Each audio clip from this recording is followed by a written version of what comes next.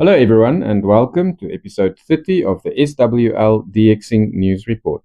This is Andre in Johannesburg, South Africa, and I'm recording this on the 27th of October 2025. If you are tuning in via YouTube, Spotify, or your favorite podcast app, you will find the RSS feed link in the podcast description. This podcast brings you the latest shortwave and radio news, DX updates, and the HF propagation forecast for the month ahead. Whether you are listening on a portable, a tabletop, or an SDR, this show is for everyone who still loves the sound of radio. Highlights this month include BBC bosses suggest that the UK Defence Ministry should help fund the BBC World Service. South Africa begins DRM digital radio trials. The B25 shortwave schedules kicked in yesterday on the 26th of October, so you can expect some major frequency changes right now. KTWR Guam signs off permanently after decades on the air, but transmissions will move to other locations. Some sad news, Voice of Hope Africa can no longer be heard on shortwave. And as always, there's some additional shortwave news and detailed listener reception reports from around the world. Let's start with some general radio and broadcast news. The BBC is lobbying the UK government to allow the Ministry of Defence to help fund the BBC World Service, citing its role in global influence and crisis communication. With budgets shrinking and costs climbing, executives argue that shortwave broadcasting supports Britain's international presence. The Guardian reports that a BBC spokesperson said, "The BBC World Service delivers unparalleled UK cultural influence around the world, and as well as bringing economic benefits to the UK, plays an important role in national security and global stability. We are making the case to the Foreign Office about our funding and will continue our discussions with the government about the long-term future for the BBC World Service." Critics, however, warn that military funding could threaten editorial independence. For now, it's only a proposal, but perhaps this is a way to keep the BBC on air internationally for a long time to come.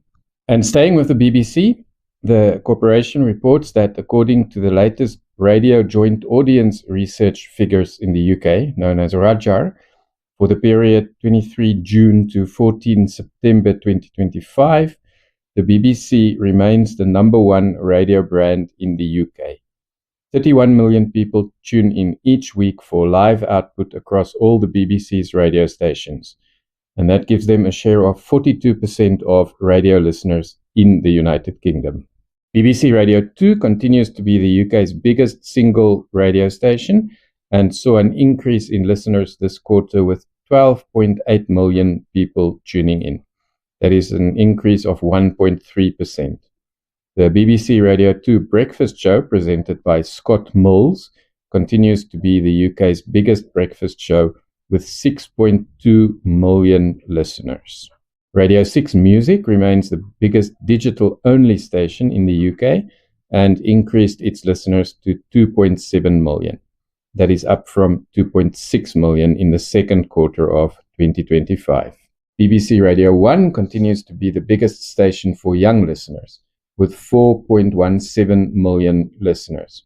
BBC Sounds reached a record 16 million weekly users. Here in South Africa, the website Tech Central reports that the SABC, ICASA, that is the Independent Communication Authority of South Africa, and their partners have started DRM tests on both medium wave and VHF or FM. Johannesburg residents will soon be able to pick up DRM signals in this test phase. The test broadcasts, a license for which is expected imminently from the regulator, ICASA, will see 3 radio stations take to the air using DRM. These stations are Hot 102.7, a popular music station in Johannesburg, Radio Pulpit on 657 kHz medium wave, and a station called Y Taxi FM. Y Taxi is a station for consumption in commuter taxis. Here in South Africa, these are privately owned minibuses that operate kind of like bus services on fixed routes. The Y-Taxi FM test is part of a trial to distribute digital radio over Wi-Fi. The test frequency for Y-Taxi will be 91.25 megahertz. However, the question for me that remains is how will I be able to hear these tests? I am right here in Johannesburg when DRM receivers remain very difficult to find. And when you do find one, the prices are prohibitively expensive. It's a real pity, as the transmitter for the new DRM trial is hosted on Northcliffe Hill. That is a site that I can see from my home. It is not very far away, in fact. So reception would have been very good for me if I had had a receiver. Northcliffe Hill is a very popular site for radio transmitters as it is high, over 1,800 meters high, and therefore signals from here can reach a very wide area. The European Broadcasting Union published an interesting blog post at the end of September. In this post, they stressed that radio remains the most resilient medium in times of crisis. From the Ukraine to the Middle East, radio still reaches people when other communication networks collapse. Sybille Veil, the CEO of Radio France, said in this blog post on the EBU website that radio remains one of the most reliable tools when everything else fails. It provides trusted, accessible, and immediate information. This was seen clearly in the 2025 blackout in Spain and Portugal, and can be seen now during the war in Ukraine. She said safeguarding radio is essential for democracy, security, and public safety. Without it, Europeans risk losing a vital lifeline when disasters strike. The European Union's upcoming Digital Networks Act, the DNA, focuses strongly on digital infrastructure but risks neglecting radio, said Veil. To strengthen resilience, she said the DNA must protect broadcast services, regular radio broadcast services, by, for example, ensuring that all new vehicles still include radios. The European Broadcasting Union urged governments to protect medium wave and shortwave frequencies instead of closing them, reminding governments that radio is often the last line of communication when everything else fails. Now some shortwave station updates. There is good news from Colombia. The station La Voz de tu Conciencia has reactivated on 6010 kHz, operating at about 3.824 kW after the completion of transmitter and antenna work. According to a reporter in Bogota who posted on the World of Radio group, testing of the new transmitter began around 20 October and full service is expected soon.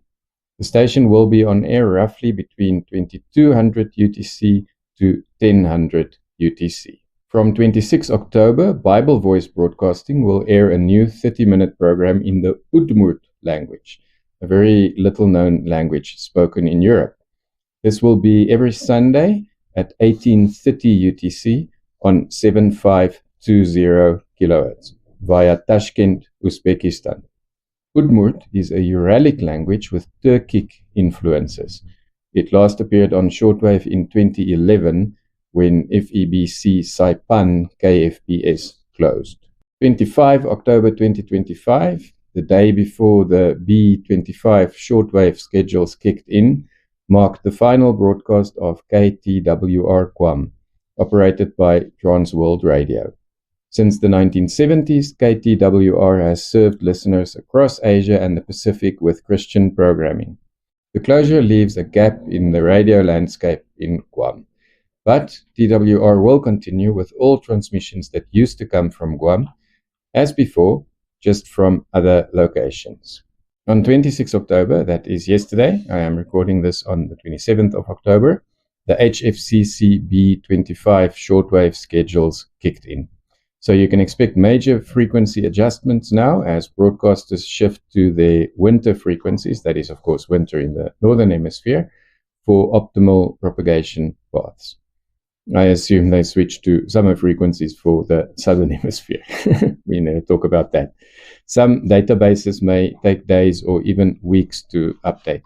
So for accuracy right now, the only updated database that is available is the HFCC website. The raw schedules are available there. I uploaded these to a folder that I am sharing with you in the description of this podcast. I noticed yesterday, the 26th of October, when I scanned the shortwave bands, that both shortwavedb.org and shortwave.info are still showing the A25 schedules. They haven't been updated yet. Even my World Radio and TV Handbook has not been updated. I'm subscribed to the 2025 app, and I still see only the A25 schedules there, not the B25 schedules. So the schedules that I link to in the description of this podcast will help you in the meantime to identify stations. The data is a little bit raw, so you'll have to do a bit of searching and cross-referencing to find out what you are listening to. There is a file listing all the frequencies in order, so that is where you can identify your frequency. And then there are other files where you can identify the broadcaster and the transmission site. The link is in the description. Some very bad news now. Voice of Hope Africa has left shortwave. I noticed for some weeks that I did not hear Voice of Hope Africa on either 4965 kHz or 6180 kHz. Ray Robinson from Voice of Hope Africa and the Strategic Communications Group said on Wavescan yesterday that due to licensing issues in Zambia, Voice of Hope Africa has left shortwave and will probably not return. It's an interesting story. The authorization for Voice of Hope Africa broadcasts was held by Christian Vision, who built the shortwave studio and initially started transmissions as Radio Christian Voice in 1995 in Lusaka, Zambia. But Radio Christian Voice stopped transmissions in 2012, and then Strategic Communications Group took over the shortwave operations, and they launched Voice of Hope Africa in 2016. They made a formal application for a transfer of the shortwave operation license to their holding group, Strategic Communications Group, but Zambian legislation does not allow for shortwave transmission at the moment, so the application just went nowhere. What happened is that Radio Christian Voice therefore renewed the license every year on behalf of Voice of Hope Africa, until now. Christian Vision South Africa, which has oversight over the Zambian operations, informed Strategic Communications Group that Radio Christian Voice were not allowed to renew the license, that is the authorization, to operate the station for 2026. This is very sad. Voice of Hope Africa was told to vacate the studios and the offices in Lusaka, Zambia within 2 months. The station is already off the air, and this widely heard shortwave station in Africa is gone now. That means also another country has gone silent on shortwave. In Zambia, Radio Zambia was still on shortwave until about 2 years ago, and then Voice of Hope Africa remained, and now there is nothing left in Zambia. I have several listener reports to share with you this month. Liam from Denver, Colorado, sent a report of medium wave catches from September 2025, all logged on his Sony CFS W470 boombox. On September the 7th, he heard CKDM from Dauphin, Manitoba, Canada, on 730 kHz. The SINPO was 23433. On September the 10th, he heard KOKC from Oklahoma City, Oklahoma, on 1520 kHz. SINPO 33433. On September the 11th, he heard KRVN from Lexington, Nebraska, on 880 kHz. SINPO 43444. Also, KTNN Window Rock from Arizona, on 660 kHz. SINPO 23432. WIBW Topeka, Kansas, on 580 kHz. SINPO 33433. WLW Cincinnati, Ohio, on 700 kHz. SINPO 22333. WGN Chicago, Illinois, on 720 kHz. SINPO 44444. WBBM Chicago, Illinois, on 780 kHz. SINPO 32433. WBAP Fort Worth, Texas, on 820 kHz. SINPO 43444. On September the 12th, WCCO Minneapolis, Minnesota on 830 kHz, SINPO 33433. Then Sebastian from Lingen in Germany also sent his logs. On the 2nd of October, he heard Myanmar radio on 5985 kHz between 1530 and 1630 UTC. He says he tuned in at 1613 UTC. There was talk about the potential side effects of consuming caffeinated drinks. He said then several pop songs were played and there was a sign-off announcement and then what sounded like the national anthem. He heard this outdoors with a Texan PL330 with the telescopic whip antenna. He says the signal was weak but quite clear, and it took him a minute or two to get used to the accent to understand what was being said. SIO 242. On Monday, the 6th of October, he heard Voice of the Islamic Republic of Iran broadcasting on 11740 kHz in English from 1913 UTC. He says the audio modulation was very low, as listeners have always reported on other groups as well, and sometimes deep, long fading. It was very hard to follow. But he says if he has to, he will give it a SINPO of 35421 because of the very low audio. He did hear the station ID and could understand that they were talking about the Israeli-Palestinian conflict. On Sunday, the 12th of October, he heard several English programs via IRRS Milano on 9510 kHz. This was between 9:30 and 1200 UTC. He listened to Radio Curious with a talk about global warming, and this was roughly between 9:55 and 10:15 UTC. He used a Texan PL330 with a telescopic antenna at an outdoor location. SIO was 354. Then he also heard Voice of Wilderness in Korean via Tashkent on 9335 kHz between 1400 and 1530 UTC, with what he says is their highly emotional Sunday program. He says the Sunday shows are always very emotional with lots of beautiful songs sung by choirs. He listened indoors with a Sony ICF 2110D with a homemade loop antenna. SIO 354. And then William from Illinois in the USA also sent his logs for October. On October the 4th, he says he heard many Asian signals in the 60, 49, 41, 31 and 25 meter bands. Notable catches were at 10:03 UTC on 4940 kHz, Estación 4940 in Spanish.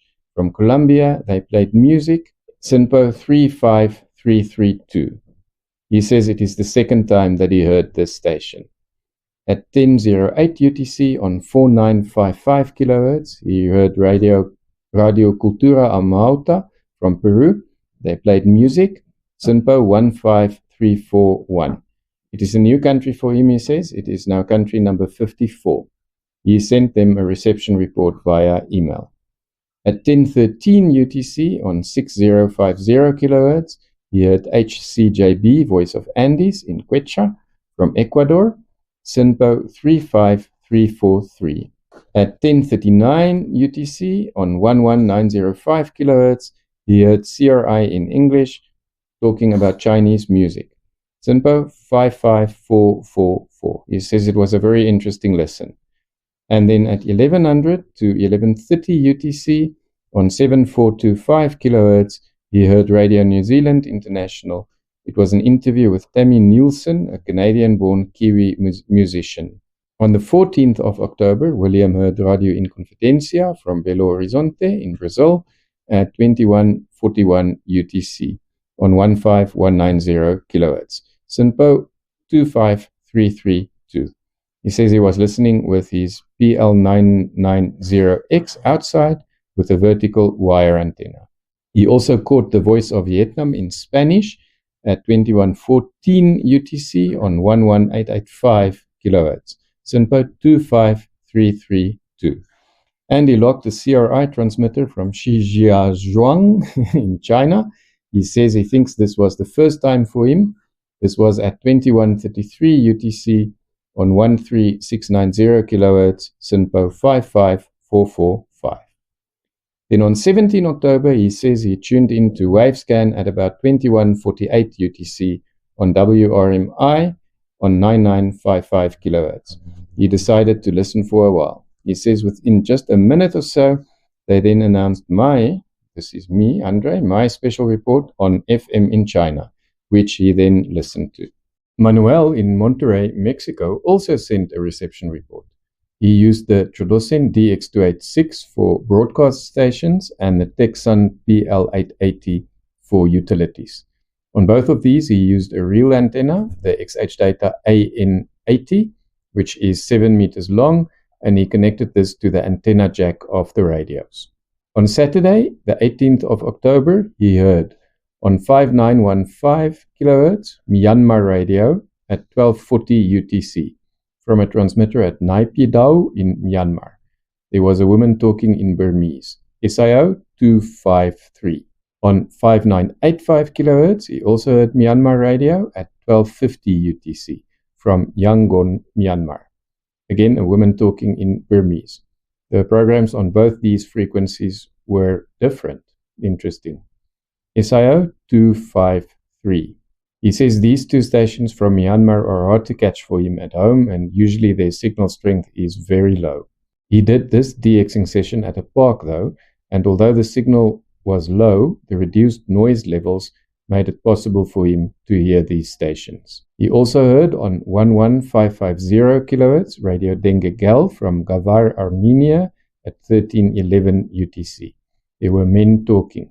He confirmed that this frequency was Denge Gel by comparing the audio with their webpage, SIO 343. And on 11510 kHz, the Turkish Jammer from Emirli, Turkey. There was music at 1316 UTC, SIO 443. He says he hears these two frequencies at home often, but he was surprised to listen on 11510 kHz, where he heard Radio Free North Korea from Tashkent, Uzbekistan, at the same time as the Turkish Jammer. He could hear a man talking in Korean in the background. SIO was 222. He says it was the first time that he heard Radio Free North Korea. Then he heard 4 BBC transmissions from different regions. On 11830 kHz, BBC at 1325 UTC from Al Sila, Oman. A man talking in English, SIO 242. On 17515 kHz, BBC at 1335 UTC from Al Dabaya, UAE. A man talking in Burmese, SIO 444. On 21565 kHz, BBC at 1340 UTC from Talata Volonondri, Madagascar. A man talking in English, SIO 455. And on 21645 BBC at 1345 UTC, it was from Ascension in Hausa, SIO 343. And then he says he made an unconfirmed reception of Karachi Volmet on 6676 kHz at 1216 UTC. This was in USB mode, of course. He says he could hear the voice at a very low level but couldn't identify any city name. He says this had an RS of 22. Goranko, from a small village outside Belgrade in Serbia, is a regular contributor, and he sent his report for October, with shortwave and medium wave catches. Goranko uses Washiba, Leotech, and Golon radios. On October the 1st, he heard the Voice of Turkey in Spanish on 13725 kHz at 1630, SIO 555. On October the 2nd, Radio Capodistria from Slovenia in Italian on 1170 kHz at 0120 UTC, SIO 555. On October the 5th, Radio Murski Val from Slovenia in the Slovenian language on 648 kHz. This was at 0200 UTC, SIO 555. Also an unknown pirate radio station from Russia on 3940 kHz at 0430 UTC, SIO 555. On October the 6th, he heard Ukrainian radio in Ukrainian on 1386 kHz at 0200 UTC, SIO 555. WRNO on 7505 kHz at 220 UTC, SIO 222. Radio Voz Alegre on 9755 kHz at 0230 UTC, SIO 333. Radio Piep Sender on 5990 kHz at 0420 UTC, SIO 444. On October the 9th, he heard Radio Algeria International in French and Arabic on 531 kHz at 0110 UTC, SIO 555. Pop Shop Radio via channel 292 on 3955 kHz at 0120, SIO 333. Pirate Radio Europe from Ukraine on 5835 kHz at 1630 UTC, SIO 222. On October the 10th, Bulgarian National Radio Horizont on 576 kHz at 0230 UTC, SIO 444. Then Radio Dechovka from Czechia on 792 kHz at 0300 UTC, SIO 444. On October the 13th, AWR in Canada, this was on 15680 kHz at 1558 UTC, SIO 444. On October the 14th, Radio Europe from the Netherlands on 6130 kHz at 0150 UTC, SIO 222. On October the 17th, AWR in Oromo on 15440 kHz at 1730 UTC, SIO 333. On October the 18th, Radio Eli on 1035 kHz at 0145 UTC, SIO 555. WINB Radio on 9265 kHz at 0200 UTC, SIO 333. On October the 21st, World Music Radio on 5930 kHz at 0420 UTC, SIO 444. AWR in Bengali on 15430 kHz at 1300 UTC, 555. On October the 24th, WTWW on 9930 kHz at 058 UTC, SIO 222. Thank you so much to Manuel, to William, to Goranko, to Liam, and to Sebastian for their reception reports. Listeners really enjoy these. If you'd like to contribute, please send me your logs with dates, frequency, SINPO or SIO codes, and receiver details. You can contact me at andre9@duck.com. That is Alpha November Delta Romeo Echo 9@duck.com. So to end the HF propagation forecast for November, this is from the NOAA's Space Weather Prediction Center. Solar activity is expected to remain at moderately active levels going into November. Some lower solar activity levels are expected to prevail from around the 14th to the 15th of November. During November, the geomagnetic field activity is expected to reach G1 to G2 levels at certain points towards the end of October at first, 28 to 30 October, so that is this week, then also 8 to 9 November and around 15 November. These will be due to recurrent coronal hole high-speed stream activity. Isolated active periods are expected on 20, 31, and 7 November.